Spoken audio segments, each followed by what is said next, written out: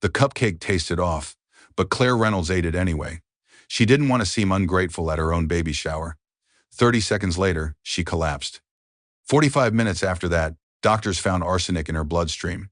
Someone had poisoned a woman 7 months pregnant. But here is where the story becomes truly unbelievable. The doctor who saved her life. He had no idea he was holding his own granddaughter's hand. A granddaughter he never knew existed. And the person who tried to kill her, closer than anyone could have imagined. This isn't fiction. This is the true story of Claire Reynolds. A woman poisoned by the two people she trusted most. A woman who discovered family in the most unexpected way. A woman whose survival video went viral and changed everything. By the end of this story, you will never look at trust the same way again. You will understand why 50 million women have watched Claire's testimony, and you will know exactly what sign she missed. A sign that could save your life, or the life of someone you love. This is a story about poison, betrayal, and a family that refused to let evil win. Stay until the end, because the truth is more shocking than anything you could imagine. The cupcake tasted off. Claire Reynolds lifted the delicate lavender cupcake to her lips. The frosting was swirled perfectly, like something pulled from a magazine. Her baby shower was everything she had ever dreamed of. White and gold balloons gathered in the corners of the restaurant's private dining room. 30 women she loved surrounded her, laughing and talking. Her hand rested on her round belly, 7 months along, feeling her daughter kick and turn. Tessa Morgan smiled at her from across the table. Derek's assistant, always so helpful, always so considerate. "I made those myself," Tessa said, her voice light and cheerful. "The lavender ones are my specialty. I saved the best one just for you." Claire bit into the cupcake. Sweet at first, then bitter. So bitter, her mouth puckered. She swallowed it anyway, not wanting to seem rude. Tessa had put so much effort into it. The burning started 30 seconds later. Her throat felt like she had swallowed fire. Claire reached for her water glass. Her hands trembled.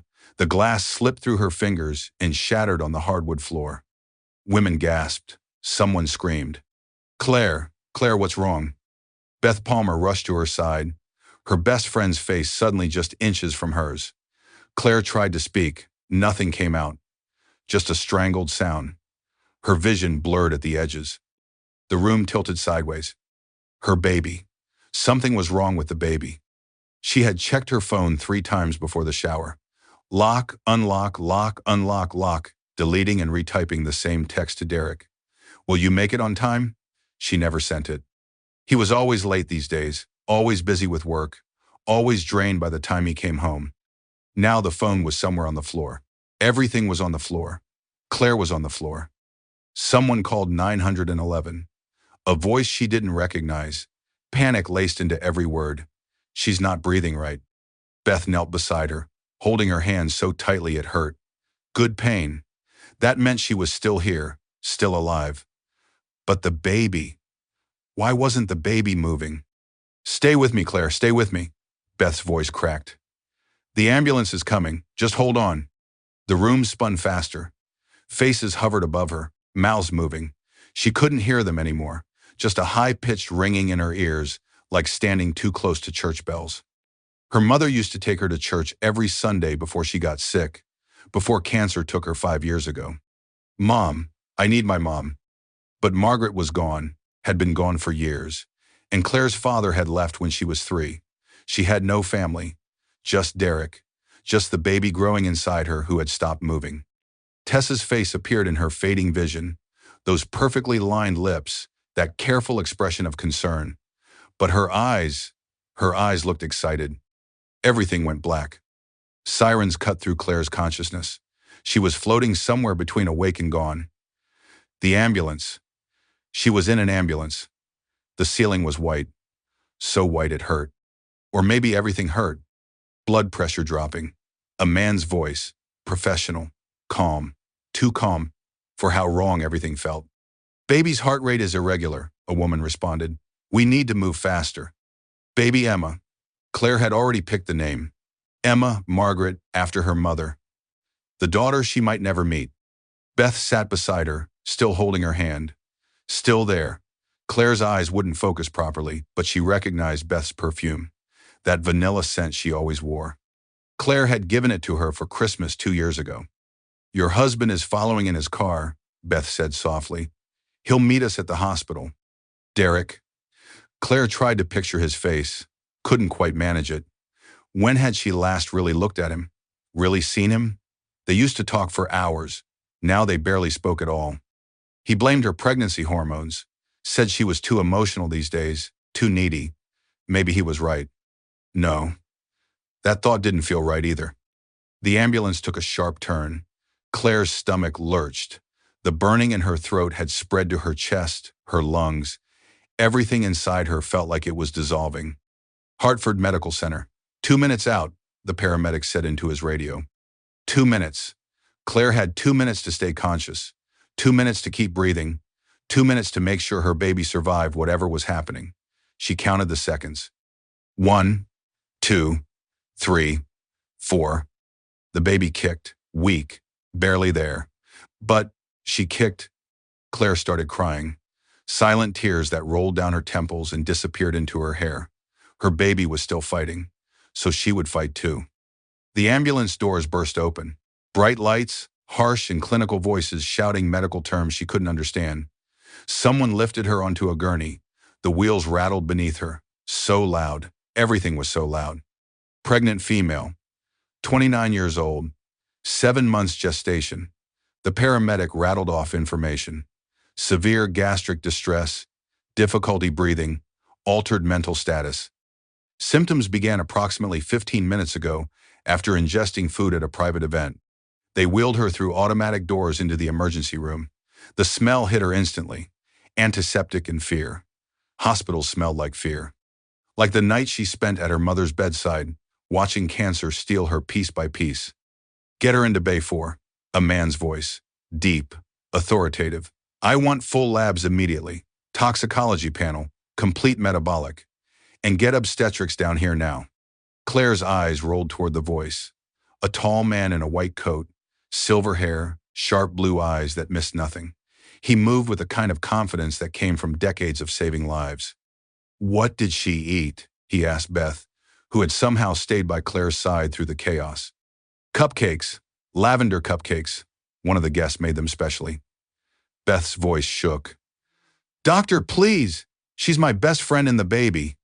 We'll do everything we can, he said. Then his eyes met Claire's. Really met them. Something flickered across his face. Recognition. Confusion. It was gone too fast to name. A nurse appeared at his elbow. Older woman, kind eyes. Her name tag read, Linda Hayes. Dr. Barrett, Linda said quietly. Those eyes. They look just like... Not now, Linda. Dr. Barrett cut her off gently. Let's save her first. Save her. That meant Claire was dying.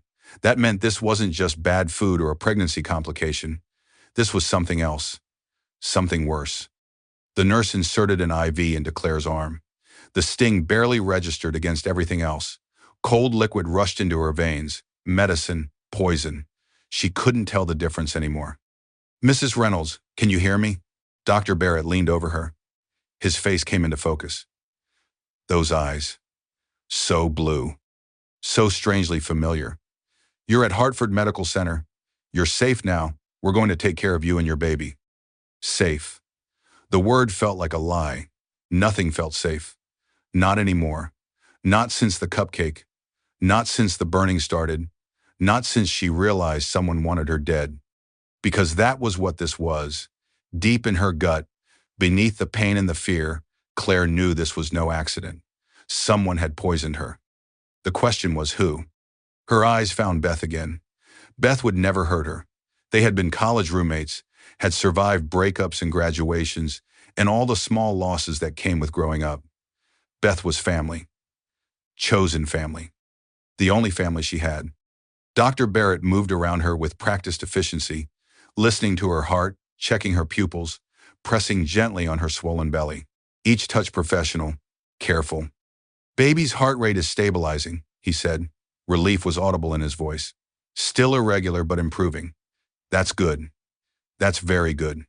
Claire wanted to thank him, wanted to say something, anything, but her tongue felt thick and useless. Don't try to talk, he said as if reading her mind. Save your strength. We're running tests now. We'll know what we're dealing with shortly. Tests, results, answers. But Claire already knew the answer. She just couldn't prove it yet. The baby kicked again. Stronger this time. Fighting to live. Fighting to be born. Hold on, Emma. Please hold on. Dr. Barrett stepped back, letting the nurses work. But he kept watching her. Those blue eyes studied her face like he was trying to solve a puzzle. Like something about her bothered him, nagged at him. Linda Hayes caught his expression. She looked between them, Claire and the doctor, back and forth. Her mouth opened like she wanted to say something, then closed again. Whatever she had noticed would have to wait. Right now, all that mattered was the poison in Claire's body, the baby fighting for life inside her, and the truth waiting to destroy everything she thought she knew about her husband, her marriage, her entire life. The test results would reveal something that changed everything. This wasn't an accident. This was attempted murder, and the person she trusted most had been planning it for months. Dr. Richard Barrett stared at the computer screen in his office. The numbers didn't lie. They never lied. 38 years in emergency medicine had taught him to trust the data, and the data said someone had tried to kill his patient. Arsenic, high levels, deliberate levels, not environmental exposure, not accidental contamination. This was murder, attempted murder. The distinction mattered legally, but to Rick, it didn't matter at all. Someone had poisoned a pregnant woman. Someone had tried to kill an unborn child. His hands trembled as he reached for the phone. When had that started? In the trembling? Probably around the same time his hair went silver. Around the same time he accepted that he would grow old alone. Die alone. No family, no legacy. Just decades of saving strangers while his own daughter remained lost to him. Margaret. 30 years since he had seen her face. Since she had chosen her mother in the divorce. Since she had disappeared across the country and cut him out of her life entirely. He wondered if she was happy, if she ever thought of him, if she had children of her own now. Rick shook his head. Not the time. Never the time. Work first. Always work first. End quote. He dialed Hartford Police Department. Detective Sarah Mitchell answered on the second ring. Mitchell. Sarah, it's Rick Barrett at Hartford Medical. I need you down here. We have an attempted poisoning, pregnant victim, arsenic. Silence on the other end. Then, I'll be there. In 10 minutes. Rick hung up and walked back to Bay 4. Claire Reynolds lay in the bed, still unconscious but stable. The baby's monitors beeped steadily now. Better rhythm, better heart rate. They would both likely survive. If the poison hadn't done permanent damage. If complications didn't arise. If. Medicine was full of ifs. The blonde woman, Beth something, still sat in the corner chair. Hadn't left, hadn't eaten. Just sat there watching her friend with fierce loyalty written across her face. Is she going to be okay? Beth asked when she saw him. The next few hours are critical, Rick said carefully. But she's young, strong. The baby is responding well to treatment. Those are all encouraging signs. What happened to her? Was it the food? Rick hesitated. Patient confidentiality was important, but attempted murder changed the rules. The police would be there soon anyway. I've called the police, he said. The tests show she was poisoned deliberately. Beth's face went white, then red, then white again. Poisoned? Someone poisoned Claire? I'm afraid so. Oh, God. Beth stood up, paced to the window, paced back. I knew something was wrong. I knew it. But poisoned? Who would? She stopped. Her eyes went wide. Derek, her husband. He's been acting strange for months, distant, cold. And there's this woman at his office, Tessa, his assistant. I think they're having an affair. I think, Beth pressed her hands over her mouth. Oh God, do you think Derek did this? Rick kept his expression neutral and professional, but his mind raced. Husband, having an affair. Pregnant wife poisoned. The pieces fit together too neatly. The police will investigate, he said. Right now, my job is to keep Claire and her baby alive. Beth nodded, sat back down, and began crying quietly. Rick checked Claire's vitals again. Everything stable. Remarkably stable given the arsenic levels in her system. Some people were just fighters, just refused to die even when death came calling. Linda appeared in the doorway. Dr. Barrett, the husband is here. Derek Reynolds. He wants to see his wife. Of course he did. The concerned husband playing his role perfectly. Send him in, Rick said. But stay close. I want you listening.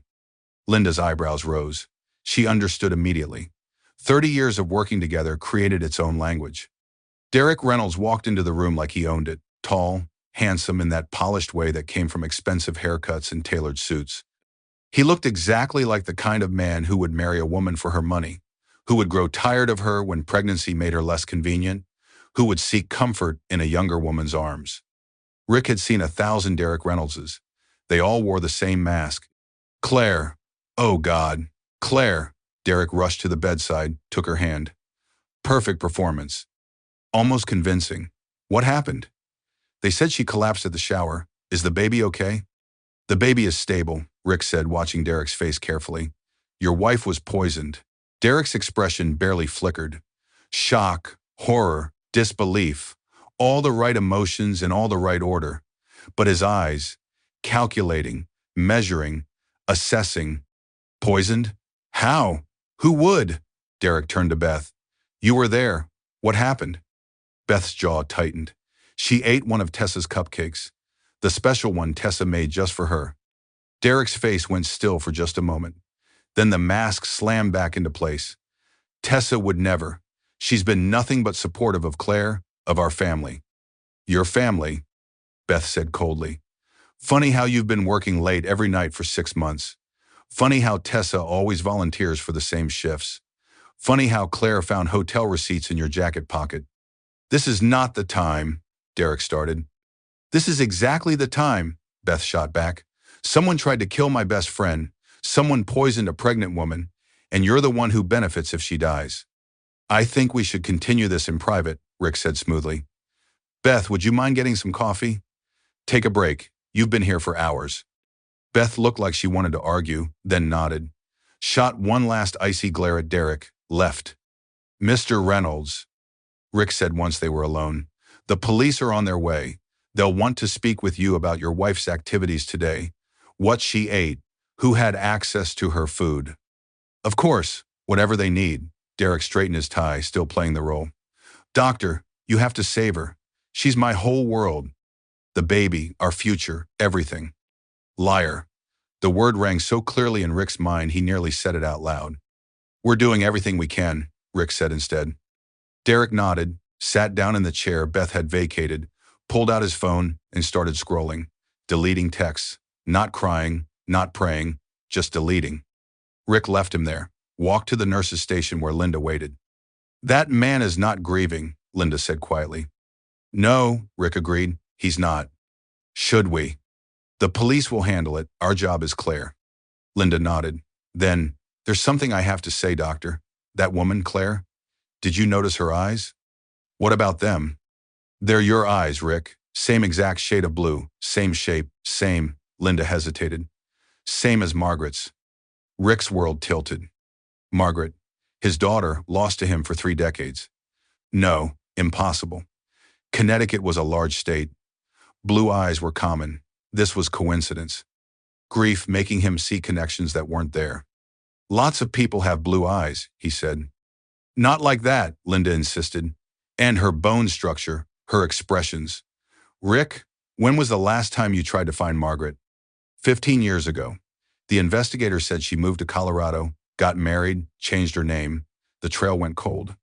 Rick's voice sounded hollow even to himself. And if she came back? If she had a daughter? If that daughter married young and ended up here, 7 months pregnant and poisoned? Rick looked through the glass at Claire Reynolds. Really looked. The curve of her jaw, the way her hair fell across the pillow, the small scar on her eyebrow. Margaret had that same scar. Fell off her bike when she was 8. No, he was seeing what he wanted to see, what 30 years of loneliness and regret made him desperate to believe. Run her insurance, Rick said suddenly. Check her emergency contact information. Next of kin. Linda typed rapidly, pulled up the records. Her face went pale. Mother, deceased. Margaret Collins. Died 5 years ago. Cancer. Linda's voice shook. Collins was your ex-wife's maiden name. Rick. Oh, Rick. The world stopped spinning. Just stopped. Margaret was dead. Had been dead for 5 years, and he never knew. Never got to say goodbye. Never got to apologize for the divorce that tore their family apart. Never got to tell her he loved her. Never stopped loving her. His daughter was gone. But his granddaughter. His granddaughter was lying in that hospital bed, fighting for her life, carrying his great-grandchild. Rick's legs gave out. Linda caught him, guided him to a chair. I never knew, he whispered. Margaret never told me. Never let me know she came back, that she had a daughter, that I had a grandchild. The divorce, Linda said gently. Your ex-wife poisoned Margaret against you. You know that. Margaret probably never knew the truth. Maybe. Or maybe Margaret had known and still chosen to keep Claire from him. Either way, the result was the same. 30 years of stolen time. Missed birthdays and graduations and all the small moments that made a family. And now someone had tried to kill her. Rick stood, walked back to Bay 4. Derek was still there, still on his phone, still deleting evidence. Claire's eyes fluttered, opened. Unfocused at first, then sharpening, landing on Rick's face. Doctor, her voice was cracked and raw. Mrs. Reynolds, don't try to talk, Rick said, his own voice unsteady. You're safe. You're at Hartford Medical Center. The baby, Claire whispered. Stable. Your daughter is a fighter. Tears rolled down Claire's temples. Relief, fear, everything tangled together. Then her gaze shifted to Derek. Something passed across her face. Knowledge, certainty, horror. I'm not crazy, she said, more to herself than anyone else. This really happened to me. Detective Sarah Mitchell arrived 12 minutes after Rick's call. 42 years old, 18 years on the force. She had seen enough domestic violence cases to recognize the pattern before she even stepped inside the hospital.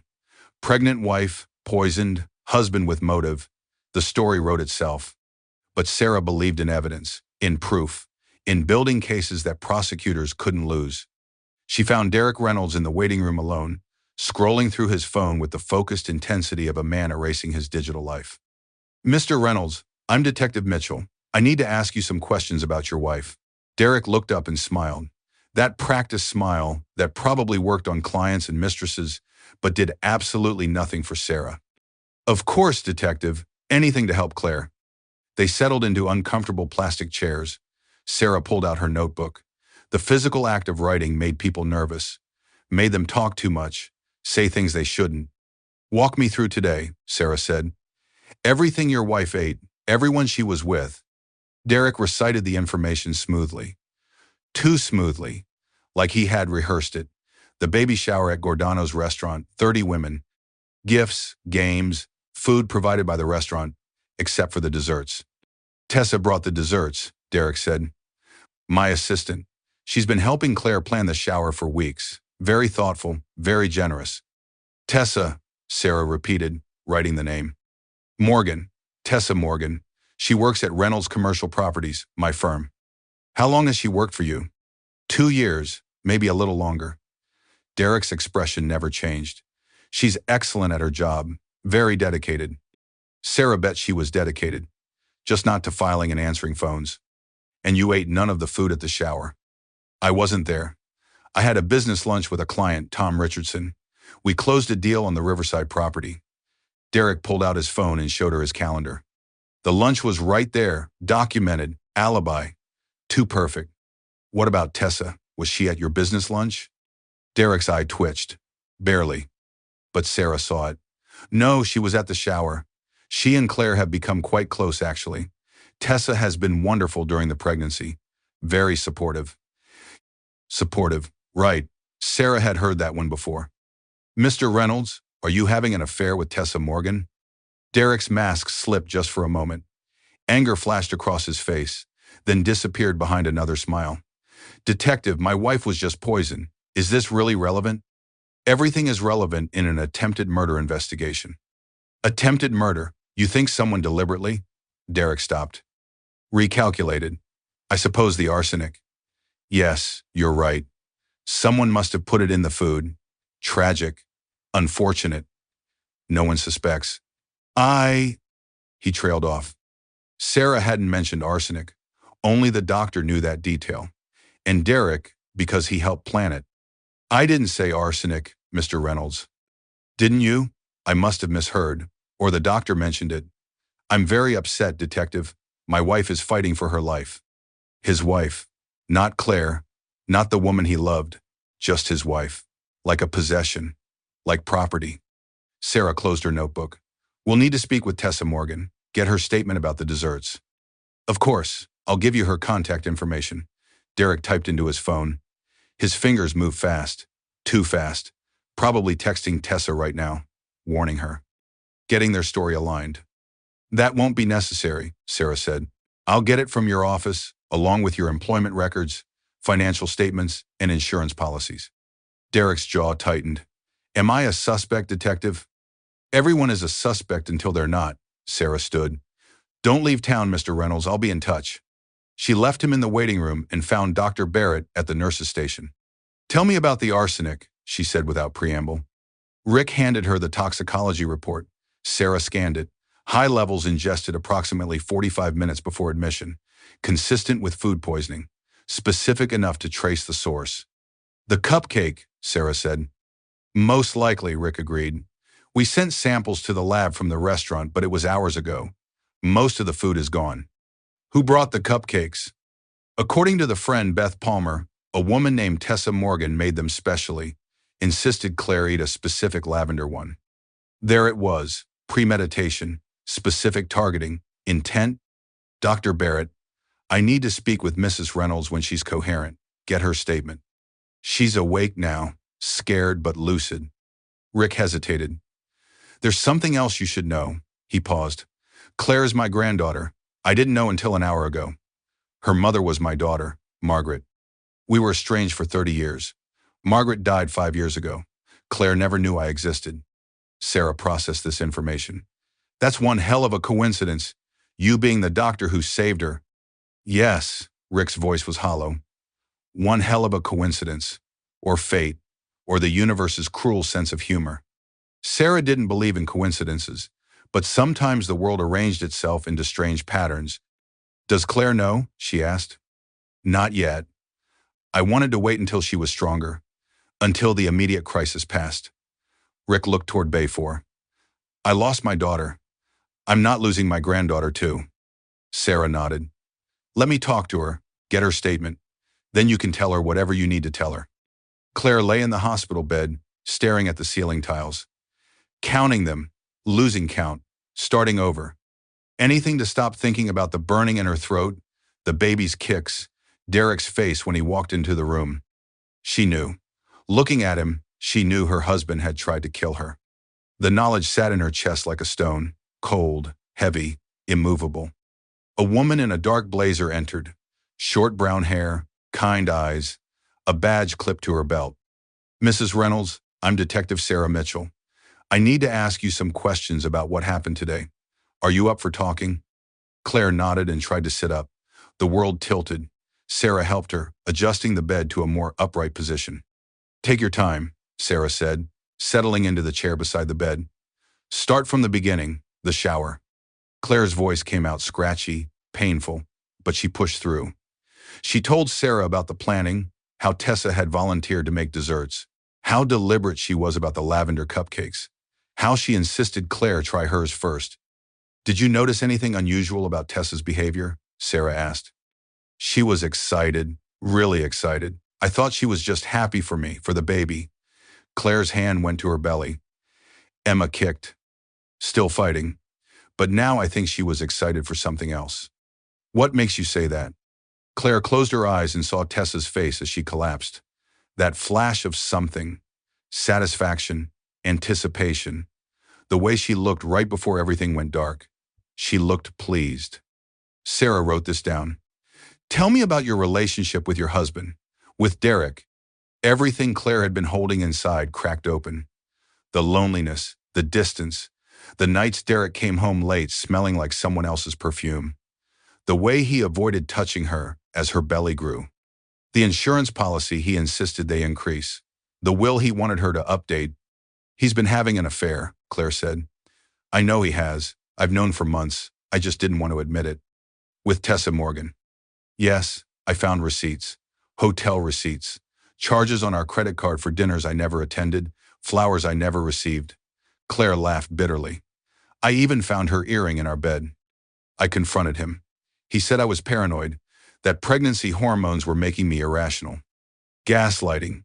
Classic. Textbook. Did Derek know about your inheritance from your mother? Sarah asked. Claire went still. How did you know about that? I'm a detective. It's my job to know things. How much? 200,000 from her estate, plus the house sale.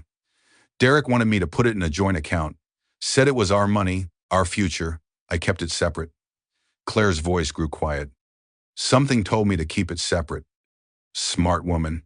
That instinct had probably saved her life, or at least complicated Derek's plan. What about life insurance? Sarah asked. Derek bought a policy 6 months ago. 500,000. He said it was responsible. In case something happened to me during delivery. Complications are common with first pregnancies. I signed the paperwork. Claire's voice broke. I signed everything he put in front of me. I trusted him. Who's the beneficiary? Derek, and if the baby dies, the payout doubles. Some kind of clause for pregnancy loss. $1 million motive, opportunity through Tessa, means through arsenic, the triangle of murder. Mrs. Reynolds, I need you to understand something. Based on everything you've told me, I believe your husband conspired with Tessa Morgan to poison you, to kill you and your baby for money. Claire didn't cry, didn't scream, just nodded, like she had already known. Had known for months, years maybe. I'm not crazy, Claire whispered. People kept telling me I was imagining things, that I was hormonal, unstable. But I was right. I knew something was wrong. You're not crazy, Sarah confirmed. You're a survivor, and now we're going to work together to prove what they did. Beth returned with coffee she never drank. Found Claire awake, the detective gone, and a shoebox on the bedside table. What's that? Beth asked. I asked you to bring it. My mother's things from the closet. Claire's eyes were red but dry. I needed something of hers. Something to hold on to. Beth had grabbed the box without looking. Old photos, letters, the remnants of Margaret's life that Claire kept but never looked at. Too painful, too final. Claire opened the box now, sorted through the contents with trembling hands. Pictures from her mother's childhood, college graduation, wedding photos with a man Claire didn't know. Her father, the one who left, then she found it. A photograph, faded. 1,985, written on the back in her mother's distinctive handwriting. A young man in medical scrubs standing in front of Hartford Medical Center. Tall, dark hair. Bright blue eyes that leapt out of the photo even decades later. Claire turned it over and read the inscription. Dad, 1,985, Hartford Medical. Dad, her mother's father, the grandfather who had vanished from their lives before Claire was born. Divorce, abandonment. Her grandmother had told terrible stories, painted him as a villain. A man who chose medicine over family, who didn't love them enough to fight. Claire had never questioned it, never thought to question it. She looked at the hospital directory visible through her room's window. Dr. Richard Barrett, Chief of Emergency Medicine, Hartford Medical Center. Same hospital, same name. Her doctor was her grandfather. The man who saved her life was family. The only family she had left. Claire's world tilted again. But this time, it didn't feel like falling. It felt like something clicking into place, like the universe rearranging itself into a pattern that finally made sense. Beth, Claire said slowly, I need you to find Dr. Barrett. Tell him I need to see him. Tell him it's about my mother. Beth looked confused. Your mother? Margaret Barrett. Tell him Margaret's daughter needs to talk to him. Understanding dawned across Beth's face. Oh my God. Claire, is he your grandfather? Yes, I think he is. What happened next revealed a truth more devastating than the poison itself, more life-changing than the betrayal. Claire had almost died never knowing she had family, never knowing someone out there carried her mother's blood, her blood. Derek and Tessa had tried to steal everything from her, but in doing so, they had given her something back. They had brought her home. Rick stood outside Claire's room. Linda had delivered the message. Margaret's daughter wants to see you. 4 words that shattered what remained of his carefully constructed control. 30 years. 30 years of wondering, of regret, of imagining what Margaret's life had become without him. And all that time she had been here in Connecticut, close enough to find if he had looked harder, tried longer, refused to give up. But she was gone now, had been gone for 5 years, and he never knew, never got to apologize for the divorce that destroyed their family, never got to explain that he loved her, that he had always loved her. His hands shook as he reached for the door handle. When had he become old? The door opened before he could knock. Beth stood there, tears streaming down her face. She knows, Beth said simply. She figured it out. The photo, the name, she knows. Rick walked into the room. Claire sat up in bed, a faded photograph clutched in her hands. She looked at him. Really looked. Those eyes. Margaret's eyes. His eyes. "You're Richard Barrett," Claire said. Not a question, a statement. Yes. My mother was Margaret Barrett, Margaret Collins, after the divorce. Yes. That makes you my grandfather. Rick's voice failed him. He nodded. The photo fluttered to the floor. Neither of them moved to pick it up. My mother told me my grandfather was dead, Claire said quietly. She said he died when she was young, before I was born. I never thought to question it. Why would I question it? Your grandmother and I had a very difficult divorce, Rick said, his voice hollow even to himself. Margaret was 15. She had to choose. She chose her mother. I don't blame her for that. I never blamed her. But you're not dead. No, I'm not dead. Claire's hands twisted the hospital blanket, twisting and twisting, like she needed something solid to hold on to. I've been alone for 5 years, she said. Since Mom died, I thought I had no one, no family, just Derek. And now I find out Derek tried to kill me, and I have a grandfather I never knew existed. Claire, he said her name. Just her name. Her laugh sounded broken. Of course you know my name. It's on my chart. But you didn't know I was Margaret's daughter until Linda figured it out.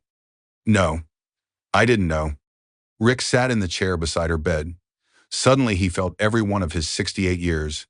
Your mother and I lost contact 30 years ago. I tried to find her, hired investigators, followed leads. But the trail always went cold. I thought she wanted nothing to do with me. I thought it was kinder to let her go. She died of cancer, Claire whispered. 5 years ago, it was fast. 3 months from diagnosis to the end. She was only 48 years old. The same age Margaret was when Rick's own wife died. When he lost the last connection to his old life. When he became truly alone. I'm sorry, Rick said. Inadequate words. But all he had. I'm so sorry I wasn't there. That I didn't get to say goodbye. She talked about you sometimes toward the end, when the morphine made her confused. Claire wiped her eyes. She called for her daddy, said she was sorry, that she should have called. Should have come back. But Grandma said you wouldn't want to see her. Wouldn't forgive her for choosing. A lie. Spoken so often it became truth, became the story his daughter died believing. I would have forgiven her anything, Rick said. I would have welcomed her home, her and you, always. Claire started crying, not delicate tears, deep sobs that shook her whole body. Beth moved to comfort her, but Claire waved her away. I almost died, Claire said through the sobbing. I almost died never knowing I had family, that I wasn't alone. They tried to take everything from me. My life, my baby. And they almost took this too. This chance, this connection. Rick did something he hadn't done since Margaret was small. He reached out and held his grandchild. Let her cry against his shoulder. Let 30 years of grief and loss pour out between them. Linda watched from the doorway, tears streaming down her face too. 30 years of watching Rick slowly die inside. 30 years of failed holidays and empty celebrations. 30 years of one man's quiet loneliness. And now this impossible reunion, this chance at family. The photo lay on the floor between them. Young Rick, young Margaret, a lifetime ago. Before divorce, before loss, before years of silence. Claire pulled back and looked at him. You have her eyes. Always wondered where I got these eyes. Mom's were green, but mine are blue. Like yours. You have her smile too, Rick said, and her stubbornness. Margaret was the most stubborn person I ever knew. She wouldn't give up on anything once she set her mind to it. She gave up on you. No. Your grandmother made her believe I gave up first. Made her believe I didn't want her. That's how poison works, Claire. It doesn't just kill the body. It kills relationships, families, hope. They sat in matching positions without realizing it. Arms wrapped around themselves, protecting invisible wounds. Two people shaped by the same loss, the same abandonment, the same lies that tore their family apart. Somewhere along the way, Claire had become invisible to her own family. Rick had let that happen, had let his daughter drift away, had let his granddaughter grow up alone. I can't change the past, Rick said. I can't bring Margaret back. I can't give you 30 years of birthdays and graduations and all the moments I missed. But I'm here now. If you want me, if you'll let me. Claire's hand went to her belly. Emma kicked. Strong, determined, a fighter like her mother, like her great-grandfather. The baby, Claire said. Your great-granddaughter. I'm naming her Emma. Emma. Margaret. Rick's breath caught. Margaret. The name would live on. That's beautiful, he managed. She's due in 2 months. Derek was supposed to be there, be my support, my family. Claire's voice hardened. But he won't be there. He'll be in jail. And I'll need someone. Someone who actually loves me. Someone who won't try to kill me for insurance money. I'll be there, Rick promised. I'll be there for every moment, the birth, the first steps, everything. I won't miss another second of your life, either of your lives. Beth made a sound, half sob, half laugh. This is the most surreal thing I've ever witnessed, and I once watched a man propose with a flash mob. The tension broke. Claire laughed. Rick laughed. The sound felt foreign, rusty, like a muscle he had forgotten how to use. Beth, meet my grandfather, Claire said. Grandfather, meet Beth, the sister I chose when I thought I had no family. Pleased to meet you officially, Rick said. Thank you for taking care of her, for being her family when she needed it. Someone had to, Beth said. Claire is terrible at taking care of herself. She stress bakes. Did you know that? When things go sideways, she bakes. I've gained 10 pounds just from being her friend. Margaret did the same thing, Rick said. The night before her wedding, she reorganized all the church flowers at midnight, made herself sick worrying the arrangements weren't perfect. Claire went still. I do that. I reorganize when I'm stressed. I thought it was just me being odd.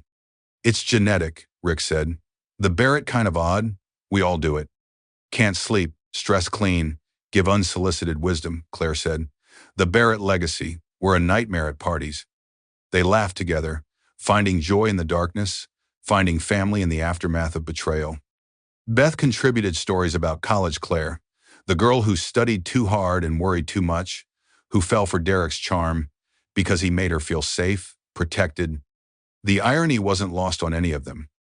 I loved him, Claire said as the sun set outside her window. I really did love him, or I loved who I thought he was. The man who brought me coffee in bed, who laughed at my jokes, who said he wanted forever. He showed you a mask, Rick said. Some people are very good at masks, at being what others need them to be, until they don't need to pretend anymore. When did it stop being real? Claire wondered. When did he decide I was worth more dead than alive? The question hung in the air. No good answer. Maybe it was never real. Maybe Derek had been calculating from the very beginning. Find a woman with money, marry her, wait for the right moment, cash in. But their reunion was just the beginning of what they would face together. Tomorrow they would start building the case, gathering evidence, proving what Derek and Tessa had done. Tonight, Rick sat with his granddaughter, held her hand, and mourned the daughter he lost while celebrating the family he had found. Margaret would have loved Claire, would have been so proud of the strong, stubborn, fierce woman her daughter had become. I wish you could have met her, Claire said softly, reading his mind. I wish she could see this, us, together. She knows, Rick said. Wherever she is, she knows, and she's glad we found each other. Linda knocked on the door, apologetic. Dr. Barrett, I'm sorry to interrupt, but Detective Mitchell is here. She needs to speak with both of you. Reality crashed back in. The poisoning, the investigation, the fight that still lay ahead. But they would face it together now. Not alone. Not anymore. Family. After 30 years, Rick finally had family again. Detective Sarah Mitchell spread crime scene photos across the conference table. The baby shower, the dessert table, close-ups of lavender cupcakes arranged in perfect rows. Rick and Claire studied the images. Claire's hand shook slightly as she pointed to one specific cupcake. "That one," she said. "That's the one Tessa gave me. I remember the frosting pattern. She said it was special, made just for me." Sarah marked the photo. "We recovered 3 cupcakes from the restaurant. 2 regular vanilla, 1 lavender. The lab is testing them now for arsenic. Results should be back tomorrow." "What about Tessa?" Rick asked. "Have you brought her in for questioning?" "We picked her up 2 hours ago. She's downstairs with her lawyer right now, crying, playing the shocked assistant who can't believe anyone would hurt sweet Claire." Sarah's expression was pure contempt. "She's good, very convincing, but her background check came back interesting." Sarah pulled out another folder. Tessa Morgan's history laid bare in black and white. Community college, 2 years studying chemistry. Dropped out her junior year. No official reason given, but Sarah had called the department head. Tessa was asked to leave after chemicals went missing from the lab. Nothing proven, no charges filed. But they didn't want her back. Claire's face paled. She studied chemistry. She knew how to make poison. "It gets better," Sarah continued. "Tessa worked at a pharmaceutical company for 8 months, fired for irregularities in inventory. Again, no charges. The company didn't want the publicity. They let her go quietly, paid her severance, made her sign an NDA." "What kind of irregularities?" Rick asked, though he could guess. "Chemical compounds going missing, small amounts. Nothing that would kill someone immediately, but enough to make someone very sick over time. Enough to look like natural illness." "How many people has she killed?" Claire whispered. "We're looking into that now. 2 suspicious deaths of older men she had dated. Both wealthy. Both died of what was ruled natural causes at the time, but one was only 53. Massive coronary. No family history, no warning signs." Sarah pulled out more photos. The men, their obituaries. Tessa standing at both funerals, grieving girlfriend, devoted companion. "She inherit from either of them?" Rick asked. "One left her 50,000. The other had already transferred 75,000 to her account in the months before he died. Small gifts, tokens of affection. He thought they were going to get married." Serial killer. They were dealing with a serial killer. Not just a mistress, not just a woman having an affair. A methodical predator who had done this before and would do it again. "Why, Derek?" Claire asked. "Why go after a married man with no money?" "Derek makes a decent living, but he's not wealthy. Not like those other men." "Because you are," Sarah said gently. "You have 200,000 in inheritance, 500,000 in life insurance, plus Derek's assets, his business, his properties. Together you're worth over $1 million, maybe more with the right liquidation." The numbers made Claire sick. She was worth more dead than alive, to Derek, to Tessa, to the people who had promised to love her. Rick's hand covered hers, steady, warm, real. "What about Derek?" Rick asked. "What's his story?" Sarah pulled out another folder. Derek's background, less dramatic than Tessa's, but revealing. Derek had been married once before, 7 years ago. His wife's name was Jessica Hartman. They divorced after 3 years. Jessica got the house, Derek got the debt. He was broke when he met Claire. Had just filed for bankruptcy, lost his first business, was working as someone else's sales agent. "He told me he was successful," Claire said numbly, "that he owned his company, that we were financially secure. He bought the business 2 years ago with a loan using your inheritance as collateral. You didn't know that, did you?" Claire shook her head. The room spun. Everything she thought she knew was a lie. Every word Derek had spoken. Every promise he had made. "I signed papers," Claire said. "He brought me papers to sign. Said it was for taxes, for the business. I didn't read them. I just signed." She had trusted him, loved him, believed in him. "The insurance policy," Sarah continued. "Derek bought it 6 months ago, right after you announced the pregnancy. 500,000, double if the baby dies. That's $1 million payout if you both die during delivery. Complications are common. That's what he said, Claire whispered. We needed to be prepared. I thought he was being responsible. He was being calculated, Sarah corrected. Derek doesn't do anything without a plan. 3 months after buying the insurance, he met Tessa or reconnected with her. We're still tracking the exact timeline, but they've been together for at least 18 months. 18 months. Claire was barely pregnant then, still glowing with the news, still planning their future together, and Derek was already planning her death. The timeline made her physically ill. Claire's hand went to her mouth. Beth appeared with a trash can, held Claire's hair back while she was sick. Rick checked her vitals. Blood pressure elevated. Heart rate too fast. Stress and grief and betrayal manifesting in the body. We need to stop, Rick said. She needs rest.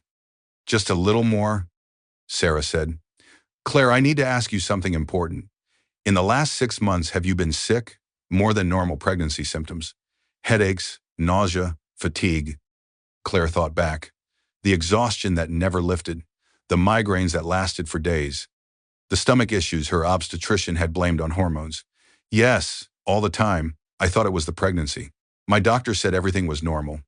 What if it wasn't? Sarah pulled out a medical timeline. Claire's doctor visits. Symptoms documented. Weight loss despite pregnancy. What if Derek was already poisoning you? Small doses, making you weak, making the final dose more effective. The room tilted. Claire gripped the table. Beth gripped Claire. He was killing me slowly, Claire said, for months. And I blamed myself, thought I was weak, thought I couldn't handle pregnancy, thought I was failing. Rick's jaw clenched. His hands curled into fists at his sides. 38 years in emergency medicine. 38 years of controlling his emotions, staying professional, staying objective. But this was his granddaughter, his family. And someone had been slowly murdering her for months. We need hair samples, Rick said. Arsenic shows up in hair growth. We can test and determine how long this has been going on. Already ordered, Sarah said. Crime scene techs will be here in an hour. We'll need samples from Derek's house too. Tessa's apartment. Looking for the poison source, the purchase records, the evidence that proves premeditation. Claire sat in the bathtub fully clothed. Hospital gown, water running, just sitting, breathing. Beth had helped her there after the meeting. After the revelations. After learning her husband had been murdering her for months. The water covered her swollen ankles, lukewarm, soothing. She stared at the faucet, watched water pour, endless, constant. Unlike everything else in her life, Emma kicked. Hard, angry, maybe, or fighting. Claire pressed her hand to the spot. I know, she whispered. I know you're scared. I'm scared too. But we're going to survive this. We're going to live, and he's going to pay. Beth knocked. Claire, honey, the techs are here. They need hair samples. Claire stood, dripping, still wearing the hospital gown, still pregnant with a man's child while he sat in jail for trying to kill them both. The hardest part was admitting she had known all along. Deep down in that place where instinct lived, she had known something was wrong. That Derek's distance wasn't stress. That his late nights weren't work. That his insistence on the insurance wasn't responsibility. She had known. And she had ignored it. Because admitting it meant admitting failure. Meant admitting she had chosen wrong, loved wrong, trusted wrong. But she couldn't change the past. Could only survive the present. Build a future. The tech cut hair from the base of her skull. Careful, professional, bagged it, labeled it. Evidence of her own attempted murder. How long before results? Claire asked. 3 days, maybe 4. The lab is backed up, but Detective Mitchell put a rush on it. 3 days. Claire had 3 days before she would know how long Derek had been poisoning her. How long he had been planning her death. Sarah returned that evening. Her face was grim. We searched Derek's home office, she said without preamble. Found emails, deleted emails. He thought he erased them, but our tech team is thorough. She handed Claire a printed email chain. From Derek to Tessa, sent 6 months ago. We need to be patient. Let the insurance age, make it look natural. Food poisoning at a party? Tragic. Unfortunate. No one suspects. Claire's hands shook reading the words. Her husband's words. Planning her death like a business transaction. Tessa's response was worse. I have the arsenic. Small doses first. weaken her, make the final dose more effective. 9 months pregnant, high risk. Even if she survives, the baby won't. Double payout. We'll be free. Free. They wanted to be free. And Claire was the obstacle, her and Emma. Two lives standing between Derek and Tessa and their future together. There's more, Sarah said quietly. We found Tessa's journal. She kept a journal, documented everything. The doses, the timing, the plan, like she was proud of it. Like it was an achievement. Sarah handed over photocopies. Tessa's handwriting, precise, neat, clinical. Week 1. Added arsenic to Claire's prenatal vitamins. She didn't notice. Derek said she trusts him completely. This will be easy. Week 8. Claire is getting weaker, complaining of headaches. Her doctor thinks it's the pregnancy. Perfect. Week 16. Increase the dose. She's so sick now, barely eating. Derek pretends to be concerned. He's very good at pretending. Week 24. Final phase begins soon. The baby shower. Public. Tragic. No one will suspect. After this, Derek and I can finally be together. Finally be happy. Happy. Build on Claire's corpse. On Emma's tiny coffin. Claire read every word. Every calculated dose. Every symptom Tessa caused and cataloged.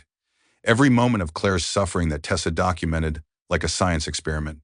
She's a psychopath, Beth said. An actual psychopath. Narcissistic personality disorder with antisocial tendencies, Sarah corrected. According to the psych evaluation, she has no empathy, no remorse. People are objects to her, means to an end. And Derek. Claire's voice was hollow. Derek is worse. He knew me, loved me, maybe at some point, and he chose this anyway. Chose money over me. Chose Tessa over his own daughter. That's not mental illness, Sarah said. That's evil. Evil. The word felt right, too small for what Derek had done. But right. Rick entered, holding papers. Lab results. His voice was steady but barely. The cupcake tested positive for arsenic. Lethal dose. If you had eaten the whole thing, if you had been any weaker, you and Emma would both be dead. But they weren't dead. They were alive, fighting, surviving. What happens now? Claire asked. Now we build the case, Sarah said. Hair analysis, email evidence, journal entries, Tessa's background, the dead boyfriends. Financial records showing Derek's debt and your insurance.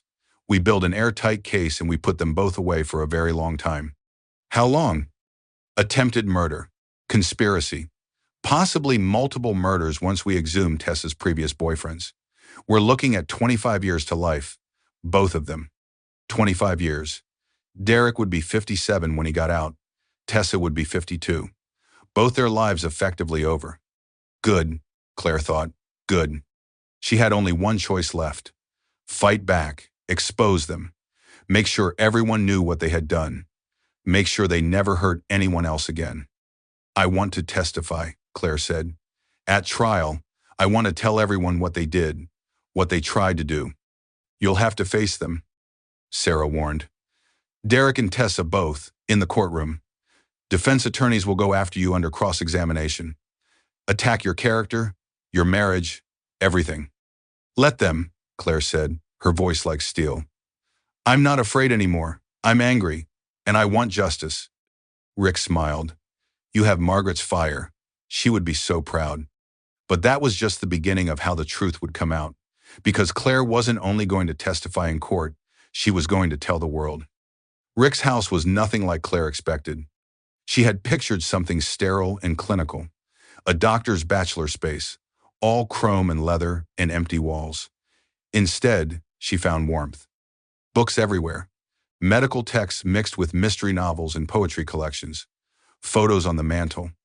Margaret as a child, as a teenager, before the divorce stole their family. I kept them all, Rick said quietly, watching Claire study the pictures. Even after she left, even after the investigators said she didn't want to be found, I kept every photo, every memory. Claire picked up one frame. Margaret at 8 years old, missing her 2 front teeth, grinning at the camera with absolute joy. The same grin Claire recognized from her own childhood photos. She looks happy, Claire said. She was happy before the divorce, before her mother poisoned her against me. Margaret was the happiest child I ever knew. Always laughing, always creating, always loving everyone. What happened in the divorce? Rick sat heavily on the couch. 30 years of pain etched into his face. I worked too much, loved my job too much. Your grandmother said I chose patience over family. Maybe she was right. I was young, ambitious, building my career. I missed birthdays, anniversaries, school plays, all the moments that mattered. That doesn't excuse cutting you out completely, Claire said. No, but grief makes people cruel. Hurt makes people cruel. Your grandmother was hurt, and she made sure Margaret hurt too. Made sure Margaret believed I didn't love her, didn't want her. Made sure Margaret chose her in the divorce. And you let her go. I let her go. Rick's voice cracked. I thought it was kinder. Thought fighting would damage her more. Thought she'd come back when she was ready. I was wrong. Claire sat beside him. This stranger who was family. This grandfather who had saved her life without knowing who she was. I forgive you, Claire said simply, for whatever you did or didn't do. For not fighting harder, for not finding us, I forgive you. And I think Mom would too. She called for you at the end. That has to mean something. Rick wiped his eyes. Thank you. I don't deserve that. But thank you. They sat in comfortable silence. Beth was in the kitchen making tea neither of them would drink. Linda had brought groceries, cooked meals, made sure Rick and Claire ate and slept and survived. Claire was 7 months pregnant, should have been glowing, planning a nursery, buying tiny clothes. Instead, she was planning how to prove her husband had tried to murder her. I want to make a video, Claire said suddenly. Rick looked at her. What kind of video? A testimony, my story, everything that happened, the slow poisoning, the gaslighting, the insurance policy, the cupcake, the arrest, the confession. I want to record it and post it online. Let people know what Derek and Tessa did. Let other women know the signs, the warnings, the red flags I ignored. That could compromise the case, Rick warned. Sarah might not like it. I don't care, Claire's voice was fierce. The trial could take months, years maybe, and in the meantime, Derek and Tessa's lawyers will spin the story. Make me look unstable. Make them look like the victims. I won't let that happen. I'm taking control of my own story. Beth emerged from the kitchen. I can film it, edit it, post it wherever you want. YouTube, Facebook, Instagram, everywhere. The press will go wild, Linda added, appearing in the doorway. But maybe that's a good thing. Public pressure, public outrage, makes it harder for the lawyers to manipulate things. Rick hesitated, then nodded. Your choice, your story. Tell it however you need to. They spent the next hour planning. Claire would record the video in Rick's living room, natural light from the windows, authentic, raw, no makeup, no staging. Just a pregnant woman telling the truth. The doorbell rang. Sarah stood on the porch, her face grim. We need to talk, she said, about the plan. They gathered in the living room. Sarah laid out the situation. Derek's lawyer is pushing for bail, claiming he's not a flight risk, that he has a business to run. The judge is considering it. He tried to murder his wife, Beth exploded. Allegedly, Sarah said. Right now we have evidence. Good evidence, but nothing that absolutely proves Derek knew about the poison. The emails are damning, but his lawyer could argue Tessa acted alone. That Derek was a victim too, manipulated by his mistress. That's ridiculous, Claire said. That's how lawyers work. They'll spin any story that creates reasonable doubt, and juries are unpredictable, especially with a charming defendant like Derek. Especially when the victim and the baby both survived. So what do we do? Rick asked. We get him to confess on tape, undeniable, in his own words. Claire understood immediately. You want to wire me, have me talk to him, get him to admit what he did. It's risky, Sarah warned. If he suspects, if he lawyers up, if he says nothing, we lose our chance, and it could be dangerous for you and the baby. Claire's hand went to her belly. Emma kicked. Strong, fierce, a fighter. He won't suspect, Claire said. Derek thinks I'm weak, thinks I'll forgive him, take him back. He always underestimated me. Let him do it one more time. Claire, Rick started. I can do this, Claire insisted. I want to do this. I want to hear him admit it. I want to know for certain that the man I loved never existed. that it was all lies, all manipulation. I need that closure. Sarah nodded slowly. Okay, here's how it works. We'll set up a visit at the hospital. Say the doctors need Derek to sign medical consent forms for emergency procedures. You'll be wired. Full audio, video if possible. We'll be right outside. Anything goes wrong, we're there in seconds. What do I say? Claire asked. Tell him you're dying, that the doctors don't think you'll make it, that you want to clear the air before the end. Men like Derek have massive egos. They can't help themselves. They need to gloat, to explain how clever they were. Give him that chance. Let him tell you everything. The plan terrified Claire. Sitting face to face with the man who tried to kill her, the man she loved, the man who was a stranger. But she had to do it, had to know, had to hear the truth from his own mouth. That night, Claire practiced in the mirror, saying the words, playing the role, the dying wife, the scared mother, the woman who still loved him. She was better at it than she expected. Maybe because part of her still did love him, loved the memory of him, the man he had pretended to be. 3 a.m, Claire couldn't sleep. She wandered Rick's house, found him in his study reading medical journals, not sleeping either. Insomnia is genetic too, Rick said. The Barrett curse. We're all terrible sleepers. Claire sat in the leather chair across from his desk. Tell me about my grandmother, Elizabeth. Betty, she was a nurse when we met. Beautiful, smart, strong, everything I thought I wanted. Rick stared at the wedding photo on the shelf. Younger him, younger Betty, both smiling. We were happy at first, but I worked too much. She resented it. Resented medicine. Resented every patient I saved while neglecting my own family. Did you love her? I thought I did. But maybe I loved the idea of her. The perfect family, the perfect life. Medicine was my real love, my real passion. Betty knew that, hated me for it. Is that why she turned Margaret against you? Partly. Also because hurting me was the only power she had left. I had taken everything else, our marriage, our time, our future. But she had Margaret, and she made sure I lost Margaret too. Claire understood that pain now, that betrayal. Derek had taken everything from her. Her trust, her safety, her future, and he had tried to take Emma. I'm sorry, Claire said. Don't be. I made my choices. I live with them. Rick smiled sadly. But I get a second chance now. With you, with Emma, I won't waste it. They sat together until sunrise, two Barretts unable to sleep, unable to turn off their minds, unable to stop fighting ghosts.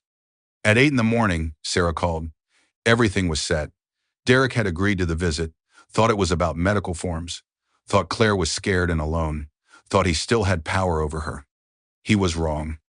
The hospital room felt different this time. Staged, prepared.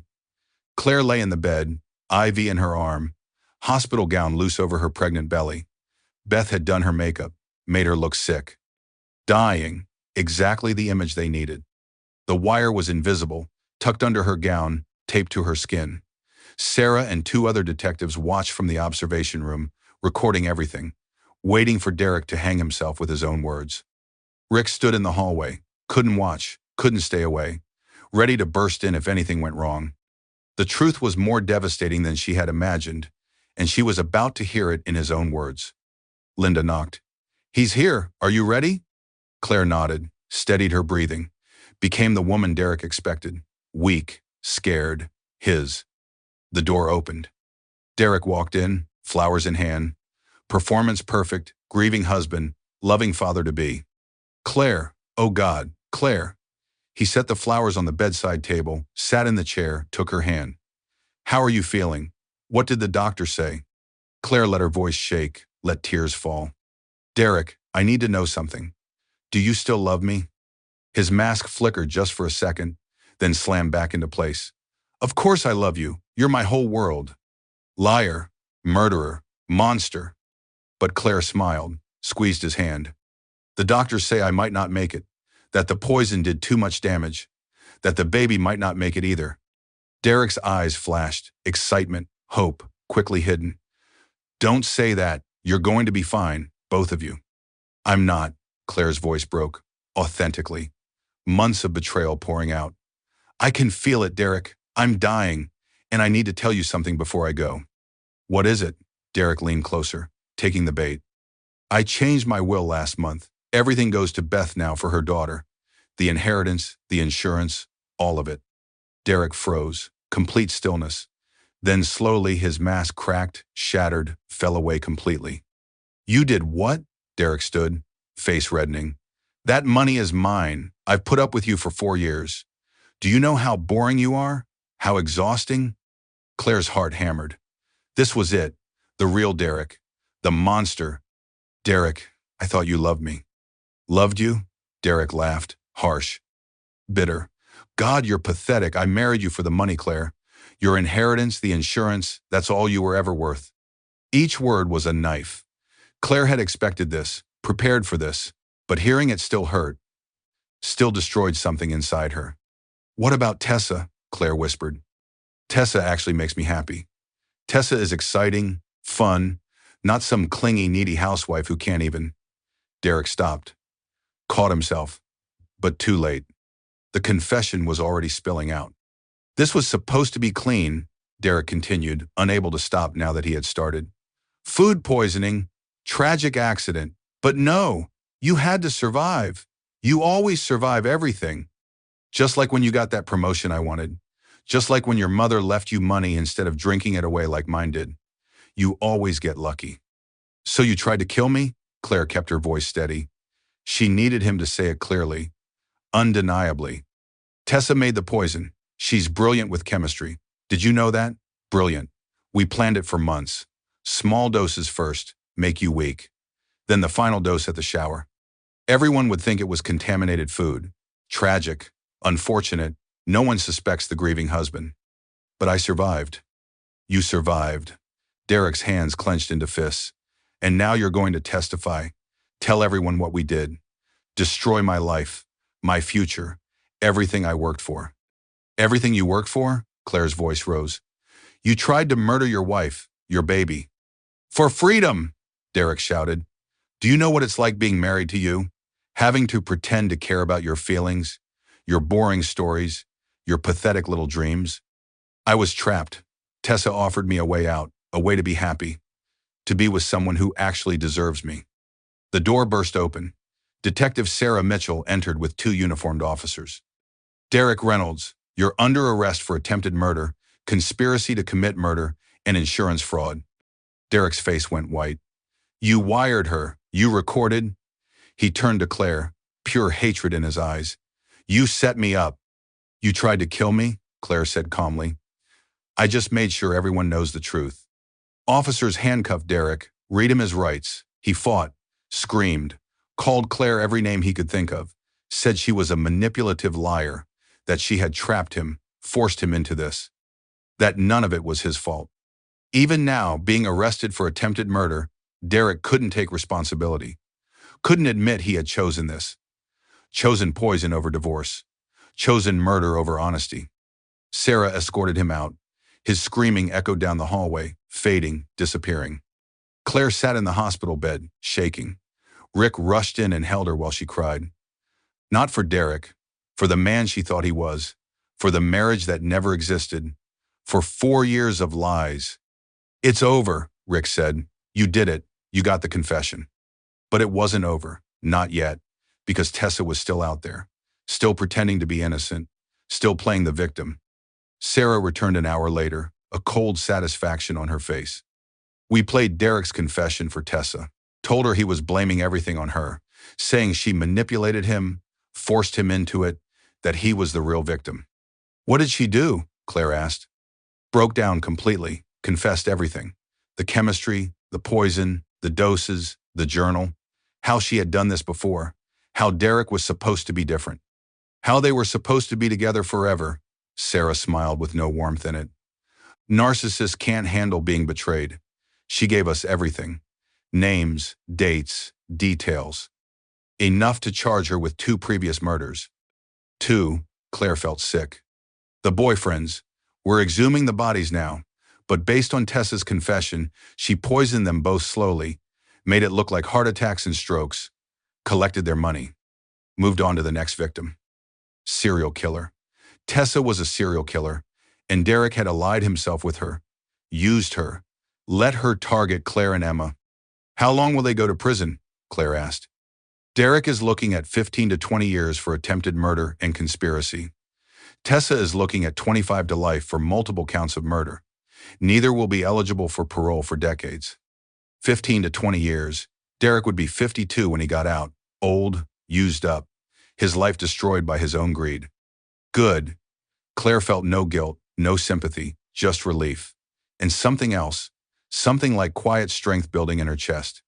She wasn't a victim anymore.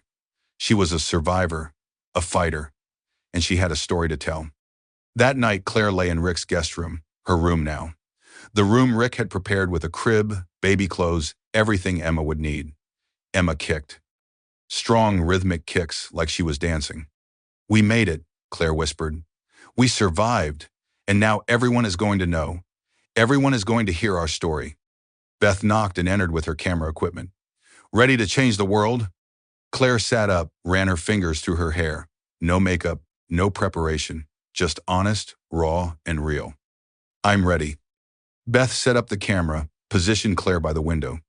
Natural light, soft, authentic. Whenever you're ready, Beth said, just talk to the camera like you're talking to a friend. Tell our story. Our story, not Derek's story, not Tessa's story, Claire's story, Emma's story. Every woman who had been gaslit and poisoned and told she was crazy for trusting her instincts. Claire took a deep breath, looked directly into the camera, and began. My name is Claire Reynolds. 7 months ago, my husband and his mistress tried to kill me and my unborn daughter. This is my story. She talked for 40 minutes, told everything. The slow poisoning, the gaslighting, the insurance policy, the cupcake, the arrest, the confession.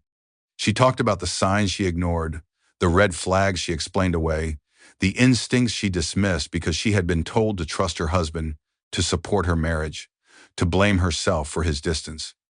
She talked about being alone, having no family, believing Derek was all she had. And then she talked about finding Rick, about discovering she had a grandfather, about building a new family from the ashes of betrayal. I'm sharing this because someone watching right now is in a relationship that makes them feel small, Claire said, looking directly into the camera. That makes them second-guess their instincts. That makes them blame themselves for someone else's cruelty. I'm here to tell you, trust yourself. Trust your instincts. They're trying to save you. Beth wiped tears from her eyes as she filmed. If you feel like you're being poisoned, emotionally, financially, spiritually, you probably are. And you deserve better. You deserve love that makes you bigger, not smaller. Love that celebrates you, not diminishes you. Love that chooses you, not insurance money. Claire's hand went to her belly. Emma kicked against her palm. I almost died, never knowing I had family. Never knowing I was loved. Never knowing I was worth more than $1 million payout. Don't let someone else's poison steal your life, your future, your story. She paused, gathered herself. Leave. Get help. Trust yourself. Your life might depend on it. Beth stopped recording. Silence filled the room. That was perfect, Beth whispered. That was beautiful and perfect, and it's going to help so many people. Claire nodded, exhausted, emotionally drained, but lighter. Somehow lighter, like sharing the story had released some of the weight. Post it everywhere, Claire said. I want the world to know. I want Derek and Tessa to know they didn't break me. They made me stronger. Beth uploaded the video that night, YouTube, Facebook, Instagram, every platform she could find. She titled it simply, I Survived, a Pregnant Woman's Story of Poisoning and Betrayal. Within an hour, it had 1,000 views. Within 3 hours, 10,000. By morning, it had gone viral. 100,000 views. Comments flooding in. Women sharing their own stories, their own escapes, their own survival. Thank you for sharing. You saved my life. I left my husband because of this video. You're so brave. This is exactly what happened to me. The video didn't just go viral, it changed everything. Because Claire wasn't just telling her story anymore. She was giving voice to thousands of women who had lived similar nightmares, who had survived similar betrayals, who needed to know they weren't alone. The local news picked it up, then national news, CNN, MSNBC, Fox. Every major outlet wanted to interview her. Wanted to hear the pregnant woman who was poisoned by her husband and saved by the grandfather she never knew. The story had everything: drama, betrayal, murder, family reunion, justice, hope. But most importantly, it had truth. Raw, unfiltered, powerful truth that resonated across the entire country. Derek's lawyer called Sarah and begged her to have the video taken down, claimed it was prejudicing potential jurors, violating Derek's right to a fair trial. Sarah laughed in his face. Your client confessed on tape. We have the journal, the emails, the evidence. There's no trial to prejudice, just a plea deal to negotiate. And thanks to Claire's video, the DA is pushing for maximum sentences. Public pressure, public outrage. Your client is going away for a very long time. Tessa's lawyer tried a different approach. Claimed Tessa was mentally ill, that she needed treatment, not prison, that she was a victim of Derek's manipulation. But then 3 more women came forward. Women who had dated Tessa, women who had gotten sick, who had left when things felt wrong, who had barely escaped with their lives. The pattern was undeniable. Tessa was a predator, a serial killer who used charm and chemistry to destroy lives. Claire watched the news coverage from Rick's living room, her face on every screen, her story on every channel, her truth echoing across the country. How does it feel? Rick asked. Being famous. Strange, Claire admitted. But good, like I'm taking back control. They tried to silence me permanently. Instead, I'm louder than ever. Emma kicked hard, like she approved. Claire smiled, rested her hand on her belly. Your mommy is kind of a badass, baby girl. You're going to have stories to tell. The video reached 10 million views in 48 hours. Claire's phone wouldn't stop ringing. Producers, reporters, documentary filmmakers, everyone wanted her story, her time, her trauma packaged into digestible content. Sarah helped filter the requests, separated the legitimate from the exploitative, found a documentary team that promised to handle the story with respect and dignity. But the most important calls came from victims, women who saw themselves in Claire's story, who recognized the signs, who finally had the courage to leave. One woman called the police on her husband after watching the video. They found rat poison in his coffee maker. He confessed to slowly poisoning her for months, for the insurance money, just like Derek. Another woman left her boyfriend, took her kids, started over. She sent Claire a message. Your video saved our lives. We're free because of you. The stories poured in. Hundreds, thousands, all different and all the same. Women who had trusted their partners, who had ignored their instincts, who had blamed themselves for the abuse. Claire read every message, cried over every story, responded when she could, let them know they weren't alone, that they were seen, that they were believed. You've started a movement, Beth said, scrolling through the comments. Women are calling it the Claire effect, trusting their instincts, leaving dangerous relationships, demanding better. Claire hadn't meant to start a movement. She had just wanted to tell her truth, but somehow her truth had become everyone's truth. Her survival had become hope for others. Rick watched from the doorway, pride written all over his face. Margaret would be so proud of you, he said. She always wanted to change the world, save people, make things better. You're doing that now, through her legacy, through her daughter. Claire's eyes filled with tears. I wish she could see this, see Emma, see us together. She does see it, somehow, somewhere. She sees and she's proud. The media requests intensified. Good Morning America wanted an interview. The View wanted her as a guest. Oprah's team called. Oprah herself wanted to hear the story. But Claire said no to most of them. Said yes only to interviews that focused on awareness and education, on helping other women recognize the signs of poisoning, both literal and figurative. She appeared on a domestic violence awareness special, sat with other survivors, shared resources, hotline numbers, escape plans for women trapped in dangerous situations. A women's shelter reached out, named their new wing after Claire, the Claire Reynolds Wing, a safe space for pregnant women leaving abusive relationships. You don't have to do this, the director said, but we'd be honored if you'd come to the opening, cut the ribbon, meet some of the women you've helped. Claire agreed. 8 months pregnant now, waddling more than walking, but determined to be there, to see the impact, to meet her sisters in survival. The opening was emotional. 20 women in residence, all pregnant, all fleeing violence, all given a second chance because of Claire's story. One woman hugged her and whispered, "I saw your video the night I decided to leave. I thought I was crazy, thought I was overreacting, but your video made me trust myself, made me trust my instincts. Thank you. Thank you for saving me and my baby." Claire held her tight, both of them crying, both of them surviving.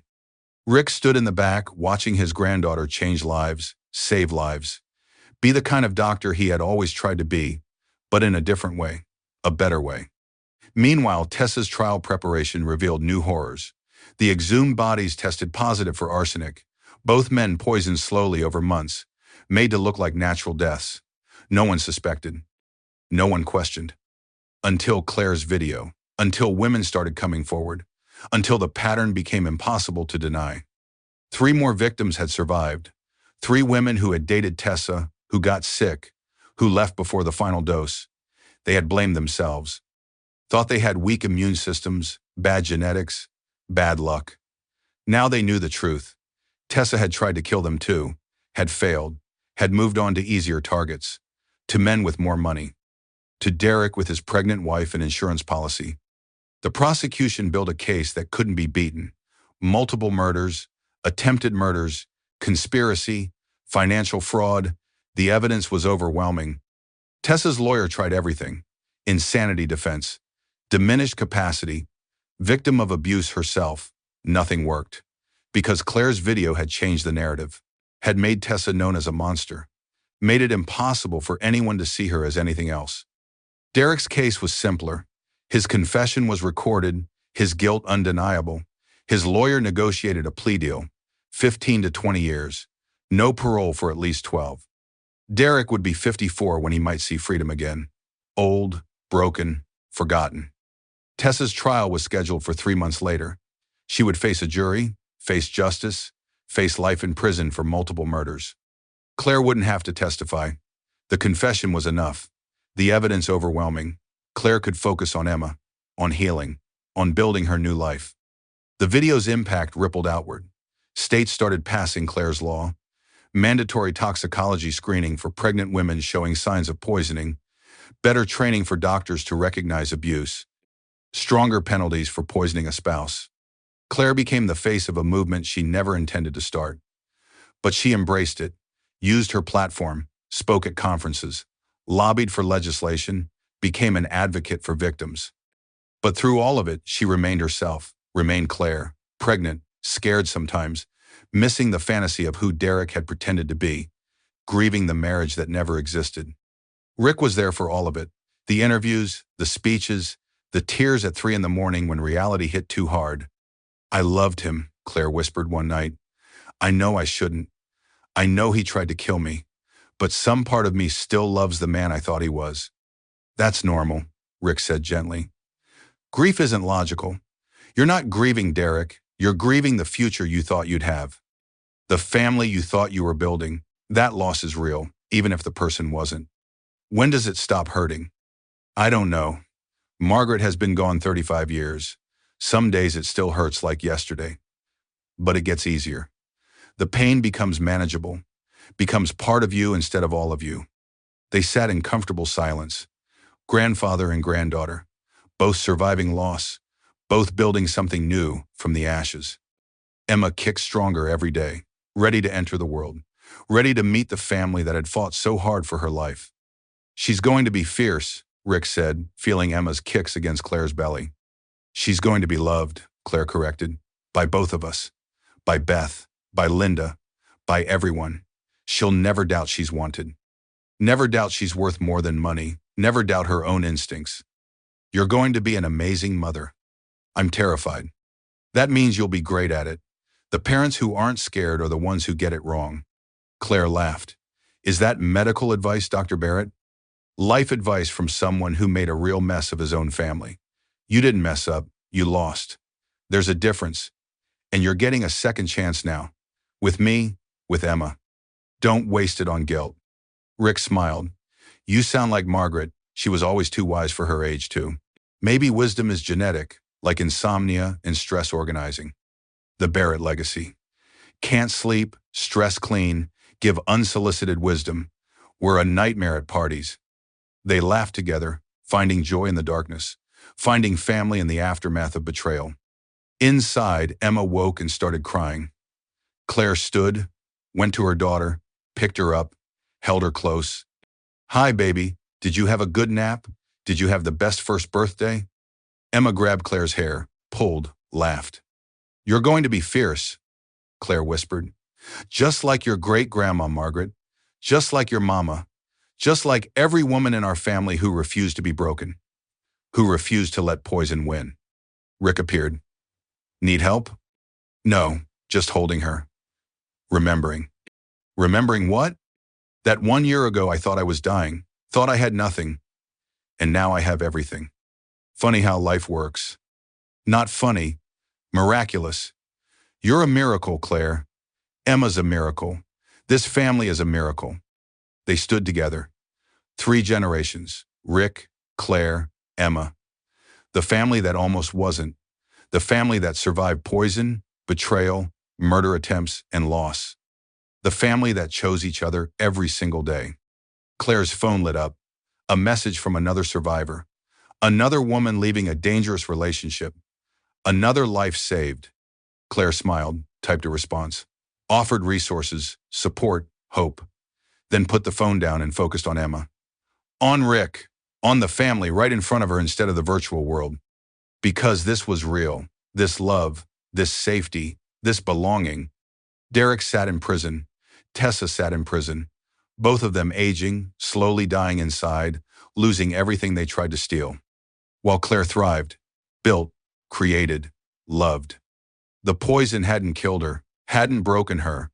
It had only revealed her strength, her resilience, her capacity to survive anything. "Ready for cake?" Rick asked. "I'm ready for everything," Claire said. She closed her laptop, picked up Emma, walked into the living room where her family waited, where love waited, where life waited. Outside, the stars shone, infinite, eternal witnesses to one woman's survival, one family's resurrection, one baby's miraculous life. And somewhere, maybe, Margaret was watching, smiling, proud of the daughter who became a mother, the father who became a grandfather, the family that found each other through darkness and built something beautiful in the light.